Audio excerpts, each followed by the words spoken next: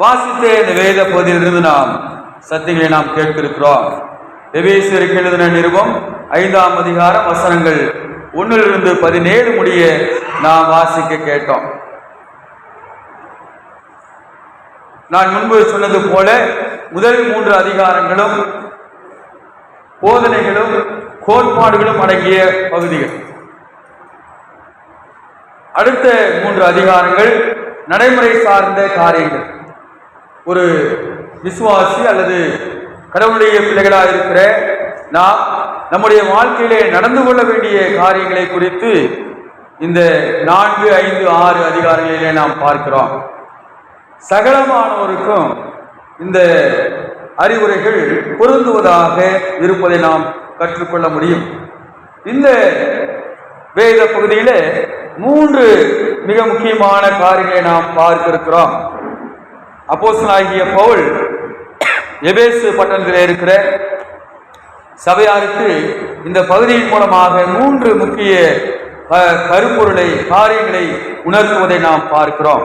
முதல் காரியம் என்ன என்று சொன்னால், முதல் 2 வசனங்கள்ல முதல் விஷயங்களாக நாம் பார்க்கிறோம். முதல் 2 வசனங்கள்ல அன்பிலே நடந்து கொள்ளுங்கள், விசுவாசிகளாக இருக்கிற ஒவ்வொருவரும் அன்பிலே நடந்து கொள்ளுங்கள் என்று சொல்லி இந்த முதல் 2 வசனங்களிலே அப்போஸ்தலனாகிய பவுல் குறிப்பிடுவதை நாம் கவனிக்க முடியும். அடுத்த பகுதியாக 3ஆம் வசனத்திலிருந்து 14ஆம் வசனம் முடிய walk as children of light, வெளிச்சத்தின் பிள்ளைகளாய் என்ன பண்ணுங்க, நடந்து கொள்ளுங்கள். இரண்டாவது மிக முக்கியமான காரியம், வெளிச்சத்தின் பிள்ளைகளாய் நடந்து கொள்ளுங்கள். 15ஆம் வசனத்திலிருந்து 17ஆம் வசனம் முடிய நாம் வாசிக்கிற பொழுது அதிலே நாம் பார்க்கிறோம். இங்க 15ஆம் வசனத்துல நாம் வாசிக்கிறோம், ஞானம் உள்ளவர்களை போல என்ன பண்ணுங்க, கவனமாய் நடந்து கொள்ளுங்கள், ஞானவான்களாய் நடந்து கொள்ளுங்கள், ஞானம் உள்ளவர்களாய் நடந்து கொள்ளுங்கள் என்று சொல்லி 3 காரியங்களை இங்கே அப்போஸ்தலனாகிய பவுல் கொடுப்பதை நாம் பார்க்கிறோம். அவரு ஜெகநாதன் வராரு, அவர் கொஞ்சம் உள்ள கூட்டிட்டு வாங்க, கஷ்டப்பட்டு மேலே யாராரு கீழே வந்துட போறாரு. ஆக இந்த 3 காரியங்களும் நாம் விசுவாசிகளாக இருக்கிற ஒவ்வொருவரும் மிகவும் ஞானமாகவும் கிரமமாகவும் நாம் கடைபிடிக்க கடனாளிகளாக இருக்கிறோம். முதல் காரியம் நாம் வாசிக்கிறோம், 1ஆம் வசனத்தை வாசிக்கிறோம், ஆதலால்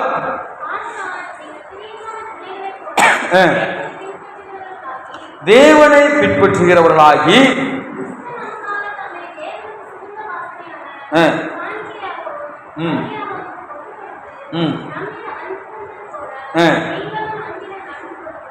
தேவனை பின்பற்றுங்கள்.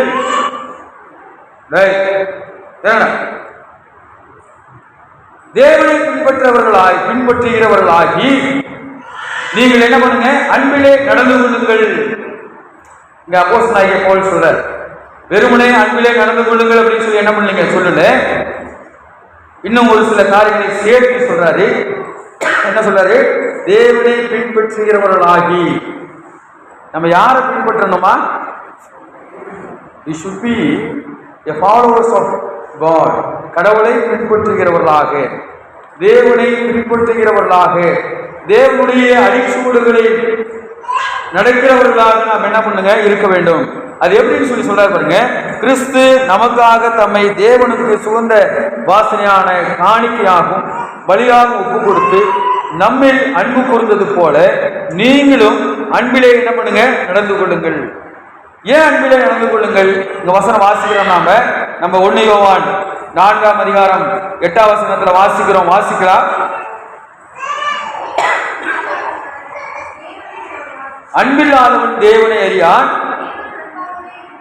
ஏன் அன்பிலே நடவுங்கள் அப்படின்னு சொல்லி சொல்றாருன்னா, அன்பில்லாதவன் தேவனை அறியான். தேவன் எப்படி வருகிறாருங்க, அன்பாகவே இருக்கிறார். அன்பில்லாதவன் தேவனை அறியான். அன்பு என்பது மிகப்பெரிய வார்த்தை இல்லைங்களா? கடவுள் நம்ம மேல எவ்வளவு அன்பு வைத்திருக்கிறார் என்பதை நாம் உணர்ந்து கொள்ள வேண்டும் என்று சொன்னால் எடுத்து வாசிக்கலாம். நம்ம 3:16 நாம் வாசிக்கிறோம் இல்லைங்களா? வாசிக்கிறோம். நம்ம என்ன வாசிக்கிறோம்? தேவன் தம்முடைய ஒரே பேரான குமாரனை விசுவாசிக்கிறவன் எவனோ அவன் கெட்டு போகாமல் நித்திய ஜீவனை அடையப்படுத்தி, யாருங்க? குமாரனை தந்தருளி இவ்வளவாய் உலகத்தில் அன்பு கூர்ந்தார். ஆண்டவருடைய அன்புக்கு இணையே இல்லை. நாம் ஒருவரில் ஒருவர் அன்பு செலுத்தணும். அன்பிலே நடந்து கொள்ளுங்கள் அப்படின்னு சொல்றாரு. யாரை போல? யாரை பின்பற்றுங்கள்? தேவனை பின்பற்றுங்கள். கர்த்தர் எவ்வாறு நம்மிடத்திலே அன்பு வைத்தாரோ அதே போல மற்றவர்களிடத்திலும் நாம் என்ன செய்யுங்க? அன்பு செலுத்துகிறவர்களாக இருக்க வேண்டும். அநேக நேரங்களில் நம்மால் என்ன பண்ண முடியல? அன்பு செலுத்த முடியல. அன்பு சகலத்தையும் தாங்கும், சகலத்தையும் நம்பும், சகலத்தையும் என்ன பண்ணுங்க? சகித்துக் கொள்ளும். அன்பு இல்லாதவன் தேவனை அறியான். அப்ப அன்பு உள்ளவன் தான் தேவனை என்ன பண்ண முடியுங்க? அறிந்து கொள்ள முடியும். நான் தேவனை அறிந்து கொண்டிருக்கிறேன் என்று சொன்னால் என்னிடத்தில் அன்பு இருந்தால் தான் தேவனை அறிந்து கொள்ள முடியும். நான் எவ்வாறு தேவனை, என்னுடைய கர்த்தரை, என்னுடைய பிதாவாகிய தேவனை நான் வெளிப்படுத்த முடியும் என்று சொன்னால் அன்பினால் மாத்திரம்தான் முடியும். இல்லைங்களா? கர்த்தர் சொல்றாரு, உன்னை நேசிக்கிற மாதிரி பிறனை என்ன பண்ணு? நேசி. அவன் சொல்றான், எனக்கு பிறன் யார்? பிறன் யார் அப்படின்னு சொன்ன இயேசு கிறிஸ்து அருமையான ஒரு கதை சொன்னார். என்ன சொன்னாருங்க? ஒரு ஊமை சொன்னார் இல்லையா? என்ன என்ன என்ன ஊமை, என்ன கதை? நல்ல சமாரியன் கதை இல்லைங்களா? யாருமே கவனிக்கல. அந்த சமாரியனுக்கு மாத்திரம் என்ன பண்ணாங்க? அவனை எல்லாத்தையும் கவனித்து அவன் இடத்துல அன்பு செலுத்துகிறவனாக இருக்கிறார். யாருமே தெரியாது. அவனிடத்துல என்ன பண்ணுங்க? அன்பு செலுத்து அப்படின்னு சொல்லி ஆண்டவர் சொல்றார். ஆக நான் எனக்கு அன்பானவர்களே, முதல் காரியம், ஒரு விசுவாசி என்று சொன்னார், நான் தேவனை பின்பற்றுகிறவன் என்று சொன்னார், என்னிடத்துல என்ன இருக்கணும் அப்படின்னு சொன்னா அன்பு என்னுடைய இருதயத்தில் என்ன பண்ணுங்க?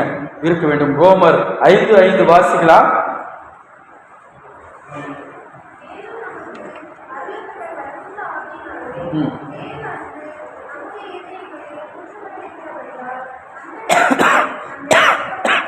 நான் வெறுமனே அன்பு செலுத்துன்னு சொல்லல. வசனம் சொல்லுது, தேவ அன்பு நம்முடைய இருதயத்தில் என்ன பண்ணப்பட்டிருக்குங்க? ஊற்றப்பட்டிருக்கிறது. ஏற்கனவே அவர் heart was filled with God's love. கடவுளுடைய அன்பினாலே நம்முடைய இருதயம் என்ன பண்ணப்பட்டிருக்குதுங்க?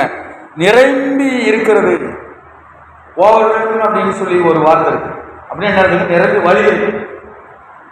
கடவுளுடைய அன்பு நம்முடைய இருதயத்தில் என்ன பண்ணுங்க? ஊற்றப்பட்டிருக்கிறது. அதனாலதான் நாம் மற்றவர்களுக்கு அன்பு செலுத்துவது என்பது இலகுவான காரியமாக இருக்கு, கடினமான காரியமாக இருக்காது. எப்பொழுது கடினமான காரியமாக இருக்காது? அந்த அன்பு நம்முடைய இருதயத்திலே ஊற்றப்பட்டிருந்தால் நாம் அன்பு செலுத்துவது மிகவும் இலகுவான காரியமா இருக்காது. என்னவா இருக்காதுங்க? கடினமான காரியமாக இருக்காது, இலகுவான காரியமாக இருக்கும்.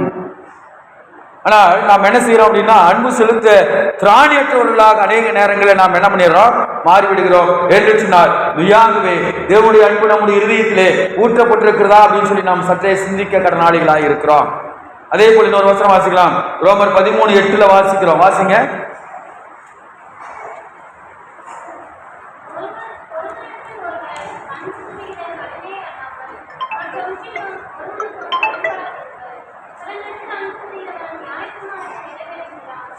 ஆமா, அங்க என்ன சொல்றாரு? ஒருவரிடத்தில் ஒருவர் என்ன பண்ணுங்க? அன்பு கூறுங்கள். நாம் எவ்வாறு நம்முடைய அன்பை அடுத்ததாக நாம் சிந்திக்க வேண்டிய ஒரு காரியம், நாம் எவ்வாறு நம்முடைய அன்பை வெளிப்படுத்த முடியும்? வெறுமனே வாயின் வார்த்தையினால் அல்ல. நான் சொல்றது உங்களுக்கு விளங்குதுங்களா? வாயின் வார்த்தையினால் அல்ல, நம்முடைய செயல்களின் மூலமாக நாம் மற்றவரிடத்திலே நாம் என்ன பண்ணுங்க? அன்பை வெளிப்படுத்துகிறவர்களாக இருக்க வேண்டும் என்று சொன்னார் தேவன் தாமே. இல்லைங்களா? வெறும் வாயின் வார்த்தையினால நம்மிடத்தில் அன்பு செலுத்தவில்லை. தேவன் நம் வாயின் வார்த்தையினாலே நம்மிடத்துல அன்பு கூறவில்லை. மாறாக தன்னுடைய ஒரே பேரான குமாரனை கொடுத்து, இல்லைங்களா, ஒரே பேரான குமாரனை நம்முடைய பாவத்திலிருந்து நாம் விடுதலை பெறும்படியாக இந்த மண்ணு உலகத்திற்கு கொடுத்து நம்ம என்ன பண்ணாருங்க? நேசித்தார், அன்பு செலுத்தினார்.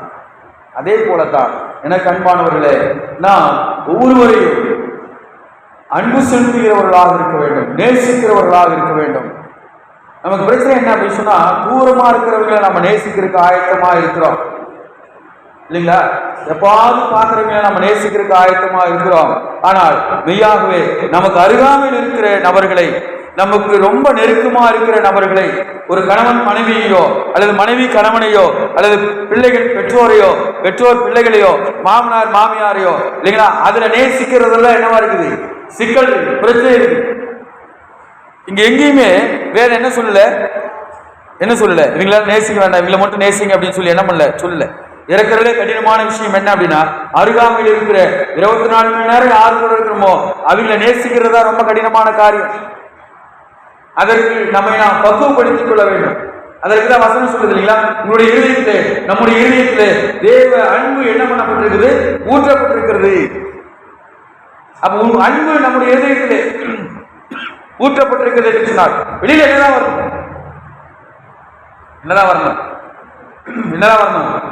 அன்புதான் வெளியே வரணும். இல்ல நான் கடுமையான சொற்களால் நான் பேசுகிறேன் என்று சொன்னால் என்னுடைய இருதயத்துல என்னதான் இருக்குதுங்க, என்ன இருக்குதுமா, கடுமையான சொற்கள் தான் இருக்குது. அன்பு நிறைந்த அந்த இணக்கமான இல்லைங்களா, ஒரு ஒரு என்னது குரல் கூட இருக்குது இல்லையா, என்ன கனி இருப்ப என்ன, அது என்ன ஏதாவது சொல்லுங்க, மறந்துட்டோம் பார்த்தியா, என்னம்மா யாருக்கு வரல,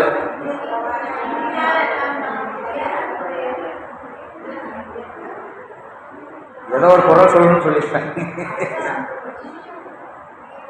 இல்ல நல்ல நல்ல வார்த்தைகள் இருக்கும்போது நம்ம ஏன் கடினமான இனிய உறவாக இன்னால குரல் கனி இருப்ப காய் கவர்ந்துட்டு பார்த்தீங்களா, எப்போ படிச்சு நல்ல வார்த்தைகள் எவ்வளோ காரியங்கள் இருக்கும்போது ஏன் கடினமான வார்த்தைகளை நாம் பயன்படுத்த வேண்டும். அப்ப ஏன் பயன்படுத்துறோம், நம்முடைய இறுதிக்கு என்ன இல்லைங்க, அன்பில்லை. நான் மெய்யாகவே உங்களுக்கு சொல்லுகிறேன், அன்பின் மூலமாக நாம் அனைத்தையும் சாதிக்க முடியும். அன்பின் மூலமாக அனைத்தையும் நாம் ஆதாயப்படுத்திக் கொள்ள முடியும். அன்பினாலே அனைவரையும் நம்மால ஆதாயப்படுத்திக் கொள்ள முடியும். ஒருவேளை நம்ம இடத்துல அன்பு இல்லை அப்படின்னு சொன்னா நம்ம என்ன பண்ண முடியாது, இந்த உலகத்தையும் அல்ல யாரையும் ஜெயிக்க முடியாது. ஆக வேதம் சொல்லுது, அன்பு செலுத்துகிறவர்களாக நீங்களும் அன்பிலே என்ன பண்ணுங்க, நடந்து கொள்ளுங்கள். தேவனை பின்பற்றுகிறவர்களாகி இல்லைங்களா, தேவனை பின்பற்றுகிறவர்களாகி அன்பிலே நடந்து கொள்வதற்கு நாம் ஜாக்கிரதை உள்ளவர்களாக இருக்க வேண்டும். இரண்டாவது காரியமாக நாம் பார்க்கிறோம், 3ஆம் வசனம், மேலும் பரிசுத்தவான்களுக்கு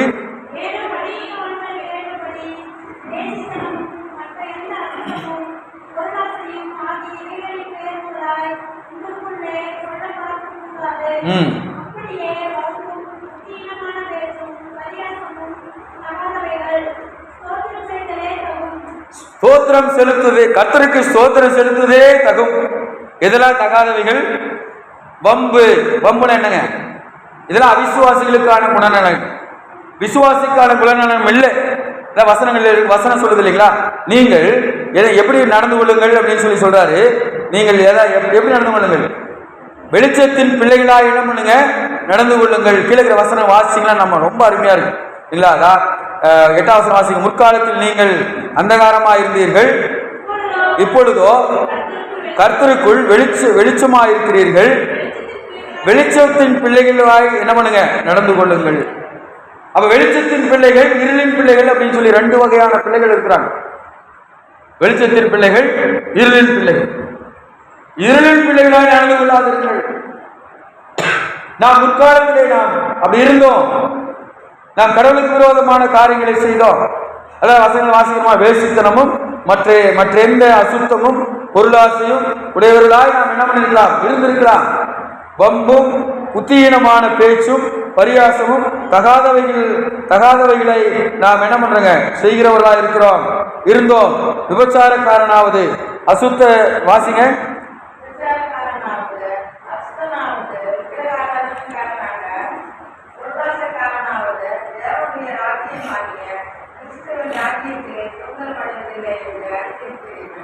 இப்படிப்பட்டவைகளை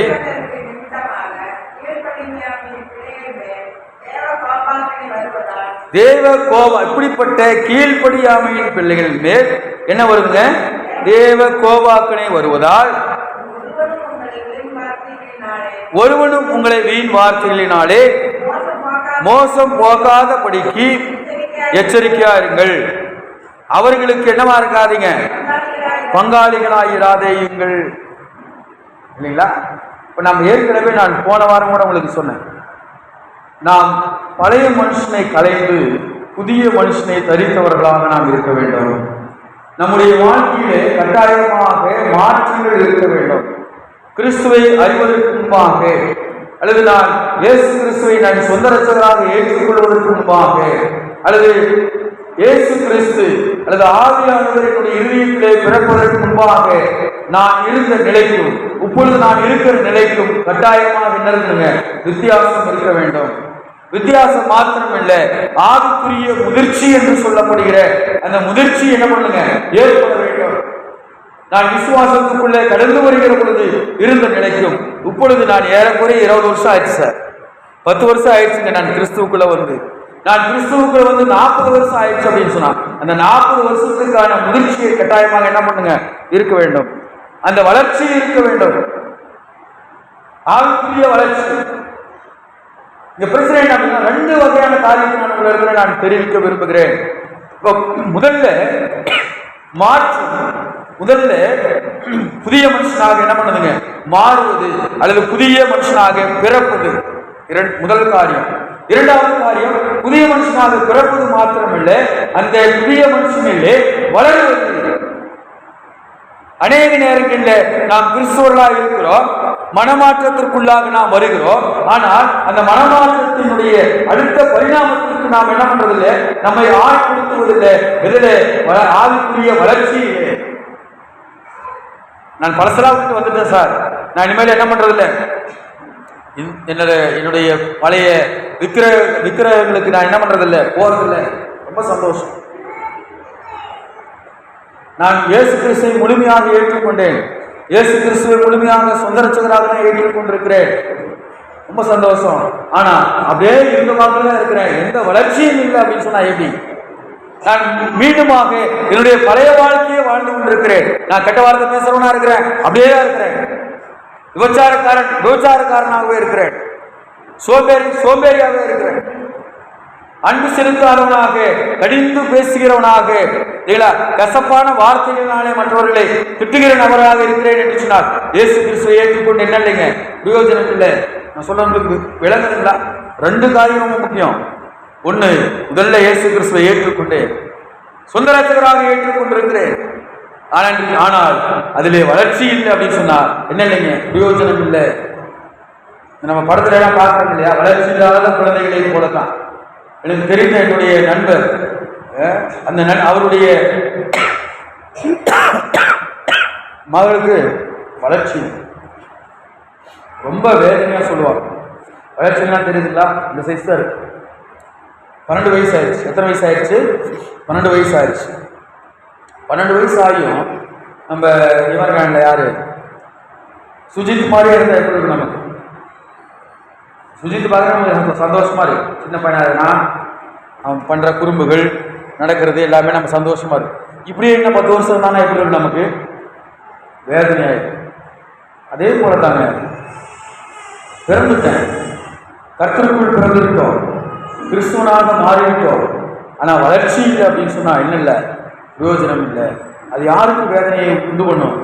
பெற்றோருக்கு வேதனையை உண்டு பண்ணும். அதே போலதான் கர்த்தருக்கு வேதனையை உண்டு பண்ணுகிறவர்களாக நாம் என்ன பண்றோம்? இருக்கிறோம். இங்க சொல்றாரு, நீங்கள் வெளிச்சத்தின் பிள்ளைகளாக நடந்து கொள்ளுங்கள், வெளிச்சத்தின் பிள்ளைகளாக நடந்து கொள்ளுங்கள். அந்த அக்கிரமக்காரர்களுக்கு பங்காளிகளாக என்ன பண்ணிடாதீங்க, இருக்கிறாதீங்க. சொன்னார், அவர்கள் இன்னும் புதிய மனுஷர்களாக என்ன பண்ணல, பிறக்கல. அதனால அவன் என்ன பண்றான்? அயோக்கியமான காரியம் செய்யறான். பக்கத்து வீட்டுக்காரன் நம்ம கூட வேலை செய்ய வரவன் தவறுகளை செய்கிறான் என்று சொன்னால், அவன் பாவமான காரியம் செய்கிறான் என்று சொன்னால், அவன் மீண்டுமாக என்ன பண்ணாதிருக்கிறான்? பிறக்காத மனுஷனாக இருக்கிறான். அவன் ஆவிக்குரிய ரீதியிலே எந்தவித வளர்ச்சியும் என்ன முடியாதுங்க, பார்க்க முடியாது. ஏன்னா அவன் இன்னும் என்ன இருக்கிறான்? பாவத்திற்கு அடிமைகளாக இருக்கிறான். நாம் அப்படி இல்லை. நாம் பாவத்திற்கு அடிமைகளா இல்லை, நாம் பரிசுத்தத்திற்கு நாம் என்ன பண்ணிருக்கிறோம்? பிழைத்திருக்கிறோம். தேவன் நம்மை அவருடைய பிள்ளைகளாக என்ன பண்ணிக்கிறாருங்க? ஏற்றுக்கொண்டிருக்கிற ரொம்ப அருமையான வசனம் வாசிக்கலாம். 1ஆம் அதிகாரத்தில் வாசிக்கிறோம் இல்லைங்களா? வாசிங்க. 6ஆம் வசனம். தம்முடைய தயவுள்ள சித்தத்தின்படியே இயேசு கிறிஸ்து மூலமாய் சுவிகார புத்திரராகும்படி முன் குறித்திருக்கிறார். நம்மை சுவிகார புத்திரராக மாற்றி இருக்கிறார். நாம் அவருடைய பிள்ளைகளாக மாற்றப்பட்டிருக்கிறோம். இனியும் நாம் என்னவா இருக்கக்கூடாது? வசனம் சொல்லுது இல்லையா? இனியும் நாம் என்னவா பேசித்தனமும் மற்ற எந்த அசுத்தமும் பொருளாசையும் இதெல்லாமே இருக்கிறவர்களாக நாம் என்ன பண்ணக்கூடாதுங்க? இருக்கக்கூடாது. வெளிச்சத்தின் பிள்ளைகளாக நடந்து கொள்ள வேண்டும். நாம் இருளின் பிள்ளைகள் அல்ல. நம்முடைய இருதயத்திலே எந்தவித அழுக்கும் இருளும் இருக்கக்கூடாது. டிபிக்கல் சொல்லுவாங்க. என்னன்னா ரொம்ப பயங்கரமான ஆளா இருக்கிறோம் அப்படின்னா நம்ம கிறிஸ்துவர்களே கிடையாது. பயங்கரமான ஆள்னா புரியுதுங்களா? என்னங்கம்மா? அதாவது என்ன சொல்றது, விவரமான ஆளுங்க இருக்கிறாங்க இல்லைங்களா? ஏதாவது காரியத்தை சாதிக்கணும்னா பயங்கரமான ட்ரிக்கெல்லாம் பண்ணி என்ன பண்ணிடுவாங்க? காரியத்தை சாதிக்கிறாங்க. அது வேதத்துக்கு விரோதமான காரியம், கடவுளுக்கு பிடிக்காத ஒரு விஷயம். டீப்லை கர்த்தருடைய சன்னிதானத்திற்கு முன்பாக இலகுவான இதயம் உள்ளவர்களாக இல்லைங்களா, ரொம்ப நேர்த்தியானவர்களாக நாம் இருக்க கடனாளிகளாக இருக்கிறோம். 1 யோவான் 1ஆம் அதிகாரம் 5ஆம் வசனம் எடுத்து வாசிங்க. 5ஆம் வசனம்.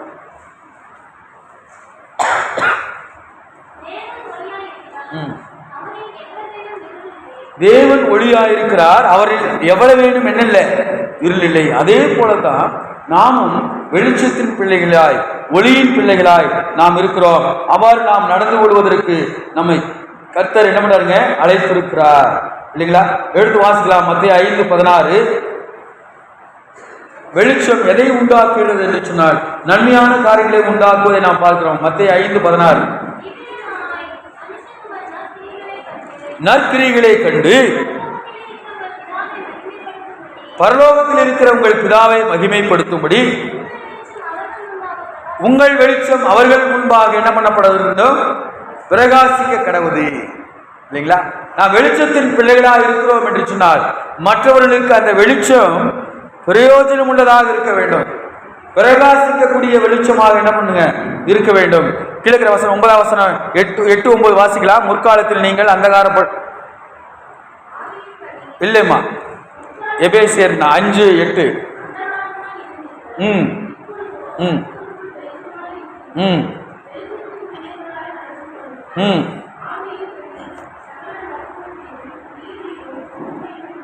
ம் ம் உடன்படாமல்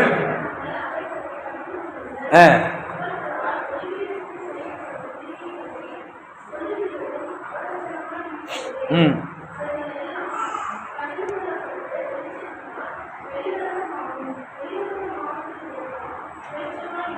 ம் விழித்து மணித்து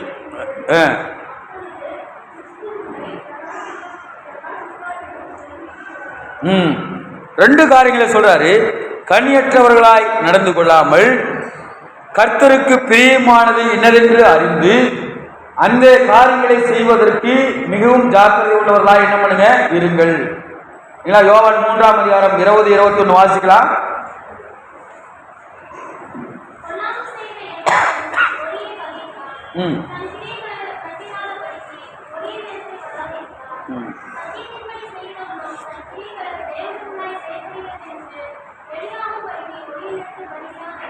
வெளிச்சத்தின் பிள்ளைகளாய் இருக்கிறனா எல்லாவற்றையும் வெளியரங்கமாய் செய்கிறவர்களாய் இருக்க வேண்டும்.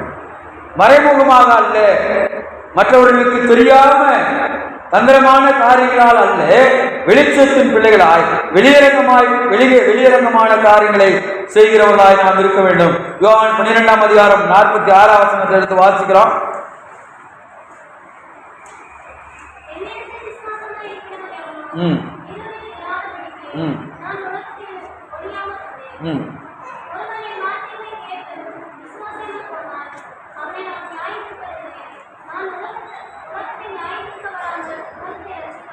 ஆமா, வெளியரங்கமான வாழ்க்கை வாழுகிறவர்களாக இருக்க வேண்டும். ஒரு கிறிஸ்துவர்களுக்கு அந்தரங்க வாழ்க்கை என்று சொல்லி இருக்கவே கூடாது. ஒரே வாழ்க்கை தான் வெளியரங்கமான வாழ்க்கை. அது கர்த்தருக்கு மாத்திரமல்ல, எல்லா மனுஷருக்கும் தெரிந்த வாழ்க்கை. யாரும் குற்றம் சாட்டப்படாத வாழ்க்கை வாழுகிறவர்களாக நாம் என்ன பண்ணுங்க இருக்க வேண்டும். மிகவும் ஜாக்கிரதை உள்ளவர்களாக நாம் வாழ நாம் அழைக்கப்பட்டிருக்கிறோம். மத்தேயு 5:14 வாசிக்கிறோம்.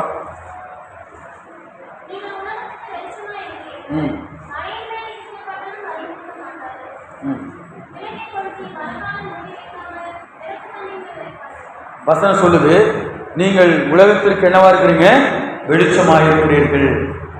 வெளிச்சத்தை யாரும் என்ன பண்ண மாட்டாங்க? மூடி வைக்க மாட்டாங்க. மற்றவர்கள் தெரியும் வண்ணமாக வெளிச்சத்தின் பிள்ளைகளாய் நாம் நடந்து கொள்ள வேண்டும். Revealing God's light in our daily life. கடவுளுடைய அந்த வெளிச்சத்தை இல்லைங்களா ஒவ்வொரு நாளும் நம்முடைய வாழ்க்கையிலே வெளிப்படுத்துகிறவர்களாக நாம் இருக்க வேண்டும். ஏசாயா 60:1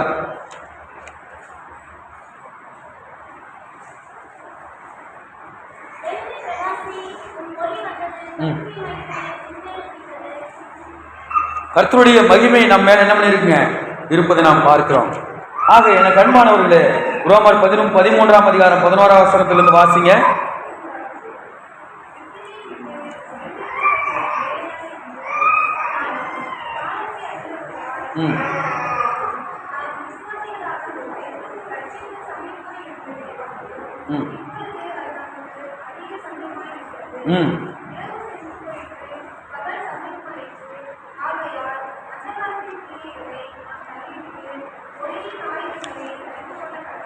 அந்தகார கிரியைகளை நாம் தள்ளிவிட்டு ஒளியின் ஆயுதங்களை நாம் என்ன பண்ணுவோம்? தரித்துக் கொள்ளுவோம். அப்ப 2 வாழ்க்கை இருக்குதுங்க. பழைய வாழ்க்கை, புதிய வாழ்க்கை.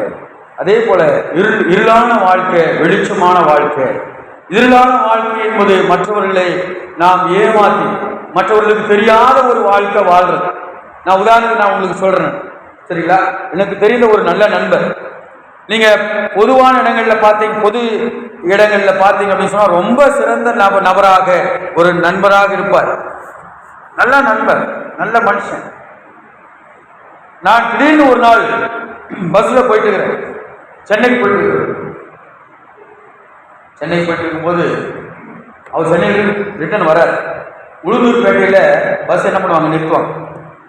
அங்க ஒரு இடத்துல என்ன பண்ணுவாங்க, நிறுத்தி டீ குடிக்கிற, டீ சாப்பிட்றதுக்கு, பாத்ரூம் போகிறதுக்கு என்ன பண்ணுவாங்க, நிறுத்துவாங்க. அங்கே நிறுத்தினோடனே நான் இறங்கி டீ குடிக்கலாம் அப்படின்னு சொல்லி நான் போய் நின்றுட்டு இருக்கிறேன். லைனாக நின்றுட்டு இருக்கிறேன். பக்கத்தில் அவர் நிற்கிறார். நான் கட்டாயமாக அதை நான் எதிர்பார்க்கவே இல்லை. பக்கத்தில் நின்று என்ன பண்ணிக்கிறாருங்க, ஸ்மோக்கிங். இதுதான் இரட்டை வாழ்க்கை என்பது. என்னது பண்ணிட்டுக்கிறாரு? ஸ்மோக்கிங். ஐயா ரொம்ப இதா சொல்றாரு, சீரட்டு அடிச்சுட்டுக்கிறார், புகை விட்டுட்டுக்கிறார். எப்படிங்க ஐயா? என்னை பார்த்தோன்னே அவருக்கு என்ன வந்து தெரியும், டக்குனு கீழே போட்டு அப்படின்னு சொல்லி, ஐயா எப்படிங்க நல்லா இருக்கீங்களா, அப்படியான்னு என்ன சொல்லி மறுபடியும் வச்சுங்க. ஆனா அவரு நான் நாமக்கல்ல அல்லது நம்ம பகுதியில ஒரு நாளும் அவர் சீரட்டை குடிச்சு நான் என்ன பண்ணதில்லை, பார்த்தது. எனக்கு சந்தேகத்துல சும்மா எனக்கு தெரிஞ்ச ஒரு நபர்கிட்ட 2-3 பேர்கிட்ட, தம்பி இவரு எங்காவது சிகரெட்டை குடிச்சது பார்த்துக்கிறீங்களாப்பா?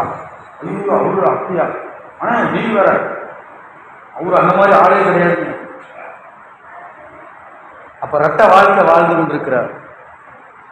அதே போலதான் கிறிஸ்துவர்களாகிய நாம் அநேக நேரங்களில் நாம் வெளிச்சத்தின் பிள்ளைகளாக நாம் நடந்து கொள்ளும்படியாக அழைக்கப்பட்டிருக்கிறோம். ஆனால் இன்னொரு வாழ்க்கை என்ன பண்ணுகிறோம், இருளின் பிள்ளைகளாக நாம் வாழ்ந்து கொண்டிருக்கிறோம். நான் சொல்றது விளங்குறாப்பா? இப்ப கர்த்தருக்கு முன்பாக நாம் எவ்வாறு நம்மை ப்ரொஜெக்ட் பண்றோம்? அப்ப 2 வாழ்க்கை, பழைய வாழ்க்கையை கலைந்தவர்களாய் புதிய வாழ்க்கைக்குள்ளாக நாம் பிரவேசித்தவர்களாய் இருக்கிறோமா? அதே போல இருளின் பிள்ளைகளாய் இருந்தவர்கள் நாம் இப்பொழுது வெளிச்சத்தின் பிள்ளைகளாய் நாம் மாறி இருக்கிறோமா என்று சொல்லி நாம் சிந்திக்க கடனாளிகளாய் இருக்கிறோம், இல்லைங்களா? வேதம் அதற்காக சொல்லுவதை நாம் பார்க்கிறோம். அடுத்ததாக 3வது காரியம் நாம் சொன்ன உங்களுக்கு, இல்லைங்களா? எப்படி நடந்து கொள்ளுங்கள்? வாக் இன் விஸ்டம், ஞானமாய் நடந்து கொள்ளுங்கள். 15ஆம் வசனத்திலிருந்து வாசிக்கிறோம். ஆனபடினாலே ஞானமற்றவர்களைப் போல நடவாமல் ஞானம் உள்ளவர்களைப் போல கவனமாய் நடந்து கொள்ள பார்த்து நாட்கள் பொல்லாதவைகளானதால் காலத்தை பிரயோஜனப்படுத்திக் கொள்ளுங்கள். ஆகையால் நீங்கள் மதியற்றவர்களாயிராமல் கர்த்தருடைய சித்தம் என்னதென்று உணர்ந்து கொள்ளுங்கள். ரொம்ப முக்கியமான முதல் காரியம், அன்பிலே நடவுங்கள்.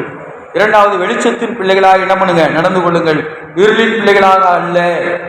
நாம் அவிசுவாசிகள் அல்ல, நாம் விசுவாசிகள். ஒவ்வொரு முறையும் நாம் சொல்ல வேண்டியதா இருக்குது. ஒவ்வொரு முறையும் நாம் நமக்குள்ளே சொல்ல வேண்டியதா இருக்குது. ஏற்கனவே போன வாரம் கூட உங்களுக்கு சொன்னேன் இல்லைங்களா? புதிய மனுஷனாக நாம் என்ன பண்ணுங்க, நடந்து கொள்ள வேண்டும். நாம் பழைய மனுஷன் அல்ல. ஆக வெளிச்சத்தின் பிள்ளைகளாய், இருளின் பிள்ளைகளாக அல்ல, வெளிச்சத்தின் பிள்ளைகளாய் ஒரே வாழ்க்கை தான் இருக்கணும். அது வெளியரங்கமான வாழ்க்கையாகத்தான் இருக்க வேண்டும். இரண்டு வாழ்க்கை வாழ்கிறவர்களாக இருக்கக்கூடாது என்பதை பார்த்த. மூன்றாவது, ஞானமாய் நடந்து கொள்ளுங்கள். ஏன்னா காலம் எப்படி இருக்குதுங்க, வசனம் சொல்லுது, காலத்தை என்ன பண்ணுங்க, நாட்கள் பொல்லாதவைகளானதால் காலத்தை என்ன பண்ணுங்க, பிரயோஜனப்படுத்திக் கொள்ளுங்கள். ஞானமாய் நடந்து கொள்ளுங்கள். கர்த்தருக்கு பயப்படுவதிலே ஞானத்தின் ஆரம்பம். ஒரு மனுஷன் ஞானமாய் நடந்து கொள்ள வேண்டும் என்று சொன்னால் அவன் கர்த்தருக்கு பயப்படுகிற மனுஷனாக இருந்தான் அப்படின்னு சொன்னா கட்டாயமாக ஞானமாய் என்ன முடியுங்க, நடந்து கொள்ள முடியும். இப்ப ஞானத்துக்கும் கடவுள் பயத்துக்கும் என்ன இருக்குது, ரொம்ப நெருங்கிய தொடர்பு இருக்கிறது. நான் கர்த்தருக்கு பயப்படுகிற மனுஷன் கட்டாயமாக ஞானமுள்ளவனாகத்தான் இருப்பான். கர்த்தருக்கு பயப்படுகிற மனுஷன் பொல்லாங்கான காரியங்கள் என்ன பண்ண மாட்டான், செய்ய மாட்டான். கர்த்தருக்கு பயப்படுகிற மனுஷன் தவறான தீய பழக்கங்களுக்கு அடிமையாக என்ன பண்ண மாட்டான், இருக்க மாட்டான். இல்லைங்களா? வசனம் சொல்லுது, ஞானமாய் நடந்து கொள்ளுங்கள். வாசிக்கலாம். நான் ஜேம்ஸ், அதாவது யாக்கோபு 4:13-14 இருந்து வாசிங்க.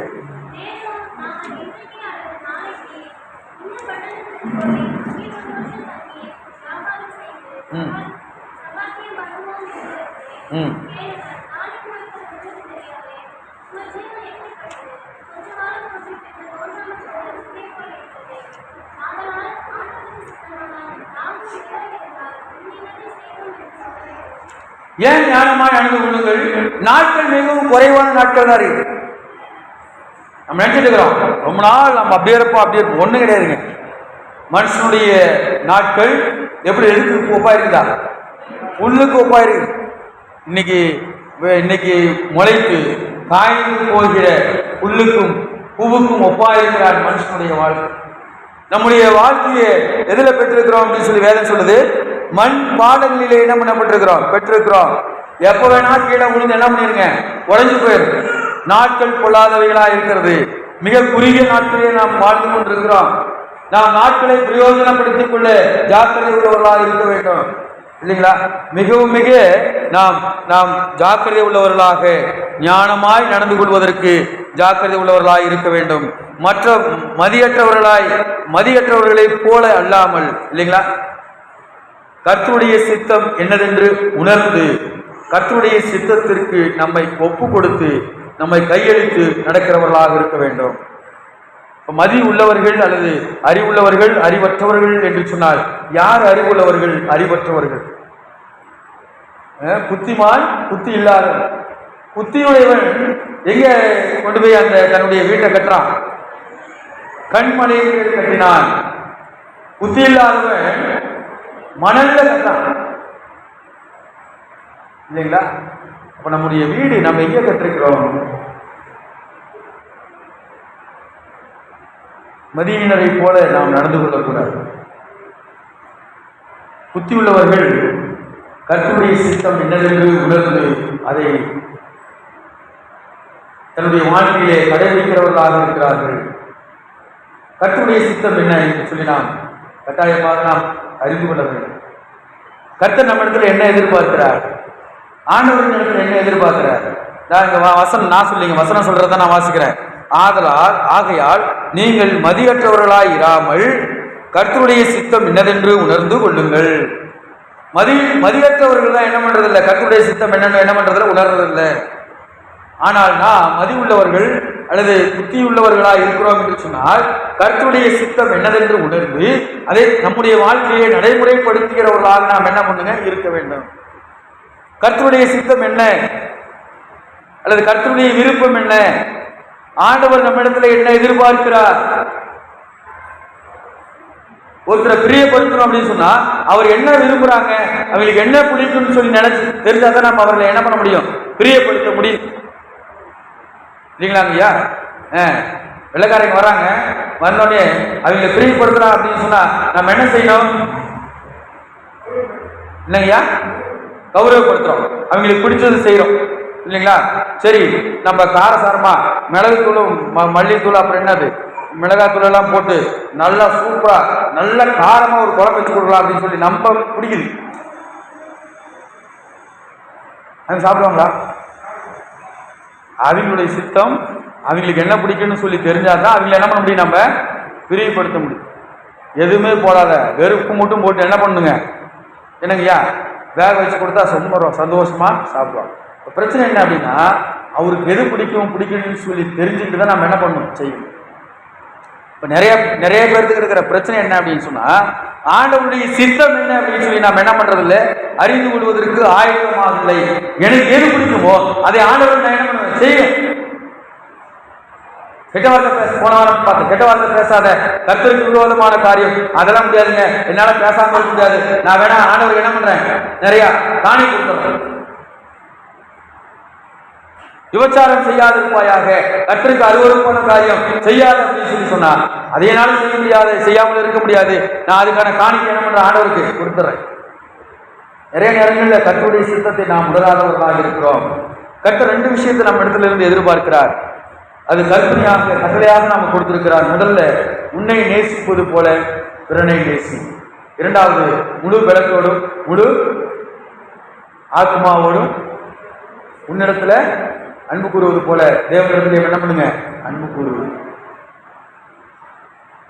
ரெண்டு காரியங்கள். பிற நிலத்தில் அன்பு கூறுவதன் மூலமாக எல்லாவற்றையும் நம்மால் என்ன முடியுங்க சரி செய்ய முடியும். ஒருவேளை நான் பிற நேரத்தில் அன்பு கூறுகிறேன் என்று சொன்னால் நம்ம கெட்ட வார்த்தை பேசுவோமா மற்றவன? பிற நேரத்தில் அன்பு கூறுகிறோம் என்று சொன்னால் அவனுக்கு விரோதமான காரியங்களை செய்வோமா? பிற நேரத்தில் அன்பு கூறுகிறோம் என்று சொன்னால் நம்ம தவறான காரியங்களை செய்வோமா?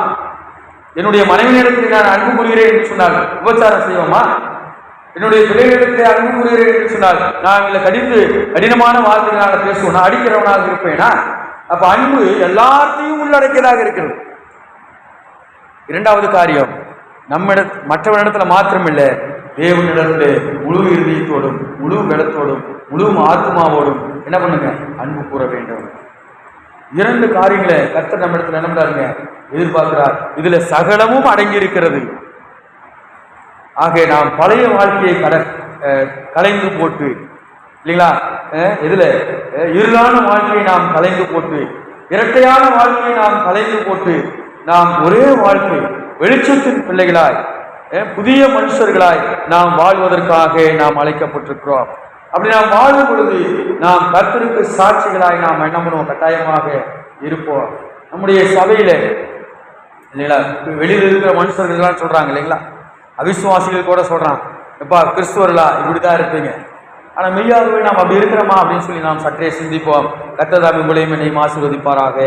ஆமென்.